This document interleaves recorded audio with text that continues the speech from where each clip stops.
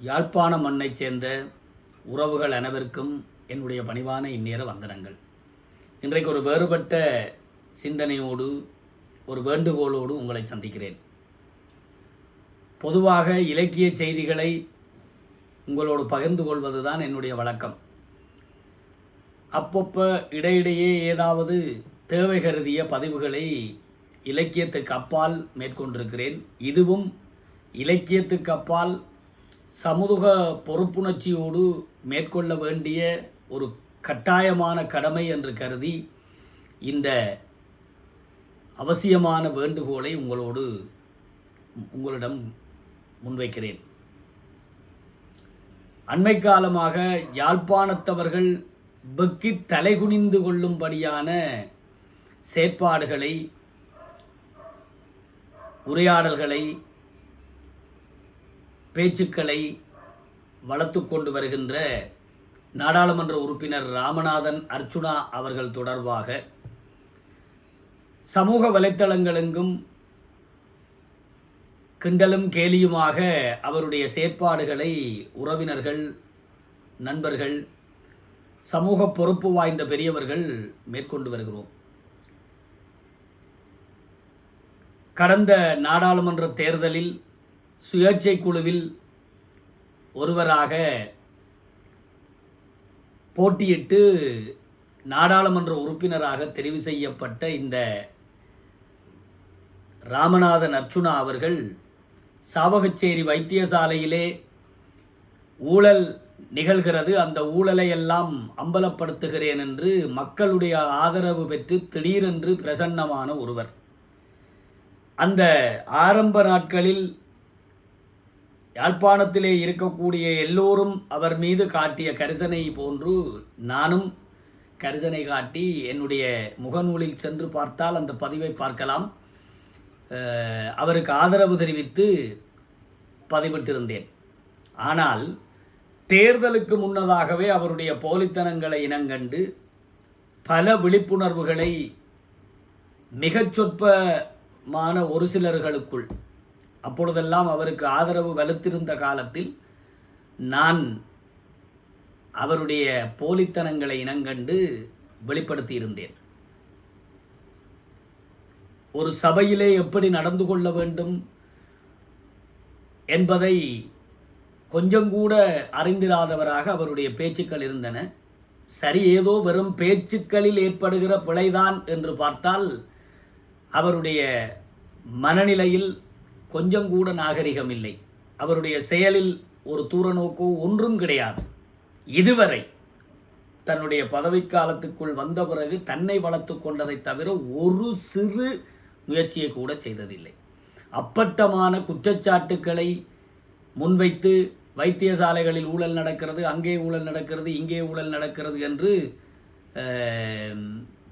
உண்மைக்கு புறம்பான குற்றச்சாட்டுக்களை, அவர் சொன்ன குற்றச்சாட்டுகள் இந்த காகம் இருக்க பனம்பழம் விழுந்தது போலே சில இது உண்மையாக இருந்தது. ஆனால் அதை வெளிப்படுத்துவது அல்ல இவருடைய நோக்கம். அதற்குள்ளே தன்னுடைய சுயலாபத்தை, இதை பற்றியெல்லாம் நான் சொல்ல வேண்டியதில்லை. இன்றைக்கு அவருடைய முற்றுமுழுதான போலித்தனம் வெளிப்பட்டிருக்கிறது. மலையக மக்களை மிக கேவலமாக சாடி, யாழ்ப்பாணத்தவர்கள் எப்படி மற்றவர்களை எடுத்துக்கொள்கிறார்கள், போற்றுகிறார்கள், பேணுகிறார்கள் என்கின்ற அந்த நாகரிகத்தை எல்லாம் கொஞ்சம் கூட நினைக்காமல் ஒன்றுக்கு ஒன்று முரணான பல கருத்துக்களை வெளிப்படுத்தி, அது அவருடைய இந்த கேலிக்கிடமான செயல்கள் நான் சொல்ல வேண்டிய ஒன்று அல்ல. நான் இப்பொழுது யாழ்ப்பாண மக்களிடம் கேட்டுக்கொள்ள நினைப்பது, யாழ்ப்பாணத்தவர்களுள் ஒருவனாக, யாழ்ப்பாண மண்ணைச் சேர்ந்த ஒருவனாக, குறிப்பாக அவருக்கு வாழ்வு கொடுத்த சாவகச்சேரி மண்ணைச் சேர்ந்த ஒருவனாக இது என் கடமை என்று கருதி இந்த வேண்டுகோளை விடுக்கிறேன். மற்றபடி எனக்கும் அவருக்கும் தனிப்பட்ட முறையில் எந்த ஒரு முரண்பாடும் கிடையாது. அவரை பழிவாங்க வேண்டுமென்றோ அவரை புறந்தள்ள வேண்டுமென்றோ எனக்கு எந்த தேவையும் இல்லை. நான் அரசியல் களத்தில் அவரோடு போட்டியிடுகின்ற ஒருவன் அல்ல. அவருடைய வாழ்வு எனக்கு எந்த விதத்திலும் தனிப்பட்ட பாதிப்பை தரப்போவதில்லை. ஆனால் யாழ்ப்பாணத்தவர்கள் என்றால் அவர்கள் மீது இருந்து ஒரு கணிப்பு, மதிப்பு, அவை எல்லாவற்றையும் கேள்விக்குறியாக்குவதாக இவருடைய செயற்பாடுகள் இருந்து கொண்டு வருகிறது. அண்மையிலே தன்னுடைய வைத்திய தேவைக்காக உதவி கோரிய யாழ்ப்பாணத்தவர்களால் நன்கு மதிக்கத்தக்க இவர்களைப் போலே ஒரு போலி தேசிய உணர்வு பேசுகின்ற மனிதர் அல்லாத சிவாயிலிங்கம் அவர்கள் தன்னுடைய இக்கட்டான சூழ்நிலையில் மருத்துவ உதவி கோரி விடுத்த வேண்டுகோளை மிக கொச்சையாக சாடியிருந்தார். மாகாண சபை தேர்தலுக்கு பணம் சேர்க்கிறார் என்று எதையாவது யாராவது எங்காவது சொல்வதென்றால் அதற்கு சில தகுதிகள் வேண்டும். அந்த தகுதி எல்லளவும் இல்லாமல் முழுக்க முழுக்க புலம்பெயர் தமிழர்களுடைய பணத்திலே தன்னுடைய சுகபோக வாழ்வுகள் அனைத்தையும் தன்னுடைய வம்புக்களுக்கின்ற வழக்குகளை எல்லாம் தீர்ப்பதற்கு புலம்பெயர் தமிழர்களிடத்திலே திட்டந்தீட்டி தந்திர பேச்சுக்களால் உண்மைக்கு புறம்பான தந்திர பேச்சுக்களால் வசூல் செய்கின்ற ஒருவர் எவ்வளவு பொறுப்பற்ற முறையிலே இப்படியெல்லாம் பேசிக்கொள்கிறார் என்று கேட்கின்ற போதே அநாகரிகமாக இருக்கிறது, வெட்கமாக இருக்கிறது. இதையெல்லாம் சொல்லி முரண்பாடுகளை வளர்ப்பதல்ல. நாங்கள் எனக்கு தெரியும், அதாவது உங்கள் எல்லோருக்கும் இந்த பதிவை கேட்கின்ற எல்லோரும் ஒப்புக்கொள்வீர்கள். இன்றைக்கும் அர்ச்சுனா ராமநாதனுடைய பாதை சரியென்று சொல்வதற்கு ஒருவர் இருப்பதாக நான் நம்பவில்லை. அப்படி இருந்தால் அவரோடு சேர்ந்த அதே கள்ளத்தனங்களுக்கும் குள்ளத்தனங்களுக்கும் அதே அந்த குறுமதியான போக்குக்கும் ஆளானவர்களாகத்தான் இருக்க முடியும். அவருக்கு உதவிய புலம்பெயர் தமிழர்களையே அவர் கொச்சப்படுத்தி இருக்கிறார், முரண்பட்டிருக்கிறார், விமர்சித்திருக்கிறார். அவர்கள் எல்லோரும் இப்பொழுது அவரை வெறுக்கத் தொடங்கியிருக்கிறார்கள். அவருக்கு ஆதரித்து பேசுவதற்கு யாரும் இல்லை. நான் நினைப்பதெல்லாம் இந்த வெளி உலகத்திலே இன்றைக்கு தமிழ்நாட்டிலும் சரி எல்லா இடங்களிலும் சரி அவரை வெறுப்பவர்கள், அவருடைய அந்த தவறான போக்கினாலே மனஞ்சுளிப்பவர்கள் யாழ்ப்பாண தமிழர்கள் ஒரு தவறான தெரிவு செய்துவிட்டு வேடிக்கை பார்த்து கொண்டிருக்கிறார்களே என்று மனநோவதை பதிவுகளில் பார்க்க முடிகிறது. தவறான வண்டியில் ஏறிவிட்டோம் என்று சொன்னால் அதை தெரிந்தவுடன் அந்த பயணத்தில் இறங்கிக் கொள்வதுதான் புத்திசாலித்தனம். நான் போக வேண்டிய வண்டி இதுவல்ல, தவறான ஒரு வண்டியிலே ஏறிவிட்டேன் என்றால் ஏறிவிட்டேன் என்று தெரிந்தவுடன் அந்த பயணத்தை இடைநிறுத்திக் கொள்வதுதான் புத்திசாலித்தனம். எனவே இந்த தேர்தல் காலம் முடியட்டும், அவருக்கான அந்த பதவிக்காலம் முடியட்டும் என்று பார்த்து கொண்டிருப்பது முட்டாள்தனம். அரசியலிலே திருப்பி அழைத்தல் என்று ஒரு முறைமை இருக்கிறது. அவர் மீது, அதாவது தமிழ் மக்கள், யாழ்ப்பாண தமிழர்கள் எங்கள் பிரதிநிதியாக அவரை கருதவில்லை என்கின்ற செய்தியை ஒட்டுமொத்தமாக யாழ்ப்பாணத்தவர்களாக வெளிப்படுத்த வேண்டிய தேவை இருக்கிறது. இதுவாவது ஆக குறைந்தபட்சம் நாங்கள் செய்து கொள்ள வேண்டிய ஒரு கட்டாயமான ஒரு வேலை என்று நான் கருதுகிறேன். அதை அவர் எப்படி எடுத்துக்கொள்கிறார் அதெல்லாம் வேற விடயம். ஆனால் நாங்கள் இதை செய்தாக வேண்டும். ஒரு புத்திசாலித்தனமான அல்லது நாகரிகப்பட்ட மனிதர்களாக இது எங்கள் கடமை என்று நான் கருதுகிறேன். பெருமக்கள் எல்லோரிடத்திலும் இதற்கான ஆதரவை வேண்டி நிற்கிறேன். ஒரு கடிதத்தை வரைந்து நானே பொதுவெளியில் தருகிறேன். அதிலே உங்களுடைய, அதாவது இதிலே எந்த கட்டாயமும் இல்லை. ஆனால் அர்ச்சுனா ராமநாதன் அவர்கள் தமிழ் மக்களுடைய அந்த நன்மதிப்பை கெடுக்கிறார், அவருடைய பேச்சுக்கள் மிக மோசமானவை என்று உணர்ந்தவர்கள், உணராமல் இருப்பவர்களானால் அது குழந்தையாக இருக்க வேண்டும். அப்படி இல்லாது போனால் இதை உணராமல் இருக்க முடியாது யாரும். எனவே அந்த கடிதத்தில் கையொப்பமிட்டு உங்களுடைய ஆதரவை தாருங்கள். பாராளுமன்றத்திலே அத்தகைய ஒரு கடிதத்தை சமர்ப்பித்து, அதாவது மக்கள் பிரதிநிதியாக தெரிவு செய்து நாங்கள் அனுப்பி வைத்த இந்த நாடாளுமன்ற உறுப்பினர் அவர் தன்னுடைய கடமையை செவ்வனவே செய்யவில்லை, செவ்வனவே கூட வேண்டாம், ஓரளவேனும் செய்யவில்லை. அதற்கு மாறாக அதை தவறாக துஷ்பிரயோகம் செய்து கொண்டிருக்கிறார். எனவே இவர் எங்கள் பிரதிநிதியாக இனிமேல் இருக்க முடியாது, இவரை நாங்கள் திருப்பி அழைக்கிறோம் என்று எங்களுடைய செய்தியை, எங்களுடைய எண்ணத்தை, கருத்தை தெரிவிக்க வேண்டியது கடமை. அதற்கு மேல் அவர் யாதாயினும் அதாவது இது இப்பொழுதெல்லாம் ஆலோசனை கேட்டால் ஒரு சில பேர் அதெல்லாம் தெரிஞ்ச விஷயம்தானே, இது யாருக்கு தெரியாது. சும்மா அவரை சாடி அவரை கிண்டல் செய்து ஒரு வேடிக்கை பொருளாக்கி கேலிக்கிடமாக்கி பேசிக்கொண்டிருப்பதில் பயனில்லை. தவறான தெரிவு என்று தெரிந்த பிறகு அதை தவறான தெரிவுதான் என்று பகிரங்கப்படுத்த வேண்டியது எங்கள் கடமை என்று கருதுகிறேன். எனக்கு தெரிந்தவரை நான் சரி என்று பட்டதை, சமூகத்துக்கு நன்மை தரக்கூடியது என்று பட்டதை, என்னால் இயலக்கூடியதை செய்து வந்திருக்கிறேன். அதன் ஒரு கடமையாகத்தான் இதையும் பார்க்கிறேன். இதிலே வேறு எந்த பழிவாங்கலோ எந்த ஒரு தனிப்பட்ட தேவை கருதிய முயற்சியாகவோ இது இல்லை என்பதை என்னை தெரிந்தவர்கள் தெரிவீர்கள். இது தனி ஒரு முயற்சியாக முன்னெடுக்கப்பட்டாலும் அதிலே பல பேருடைய பங்களிப்பும் ஆதரவும் இருந்தாக வேண்டும். எனக்கு தெரியும் அவருடைய அநாகரிக செயற்பாடுகளால் மனநொந்து கொண்டு இது தவறு என்று கருதி கொண்டிருப்பவர்கள் எத்தனையோ பேர் இருக்கிறோம். ஆனால் அதை வெளியே சொன்னால் அவர் தன்னுடைய வழக்கமான பாணியில் சேறு பூசுவார் என்று அஞ்சுகிறோம்.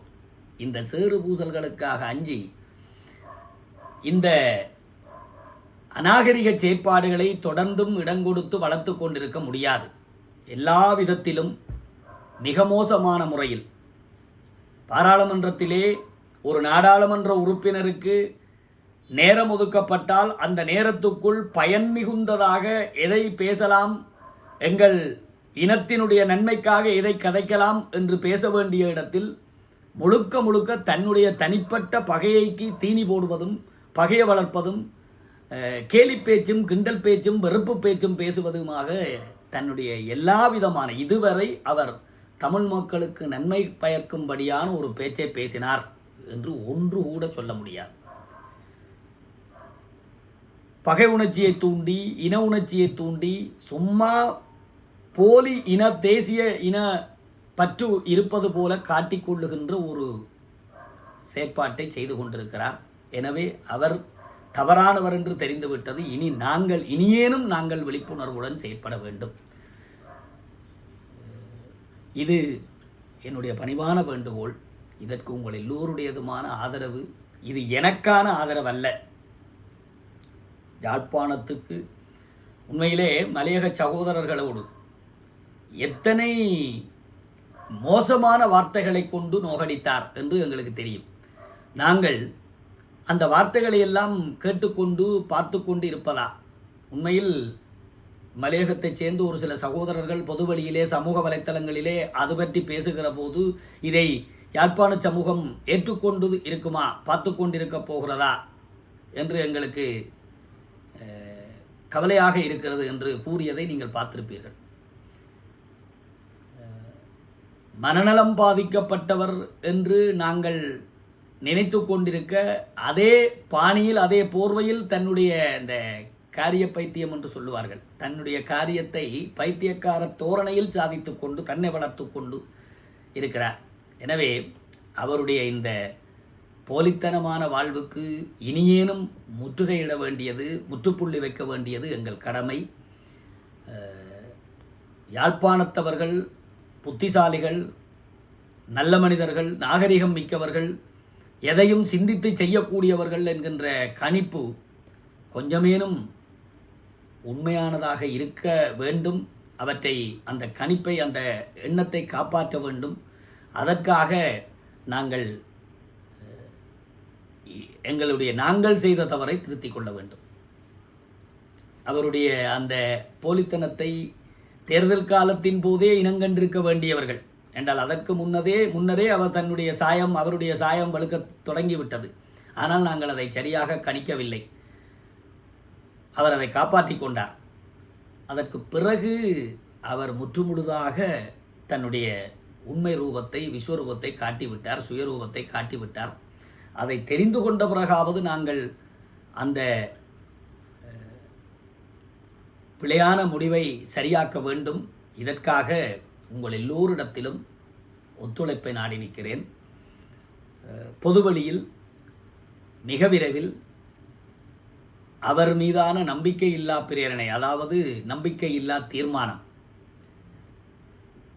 பெரும்பான்மை பலத்தோடு வெற்றி பெற்ற ஜனாதிபதியையே அவருடைய ஆட்சி காலத்தில் வீட்டுக்கு அனுப்பி வைத்த இலங்கை மண்ணில், அதாவது நான் சிங்கள பெரும்பான்மை மக்களிடத்திலே மதிக்கின்ற அந்த ஒரு விடயம், அந்த விடயம் எவ்வளவுக்கு ஆதரவு கொடுத்து வரவேற்றார்கள், அதே தெரிவு தவறானது என்று கண்ட பிறகு எவ்வளவு முயற்சி பண்ணி அவரை துரத்தி அடித்தார்கள்.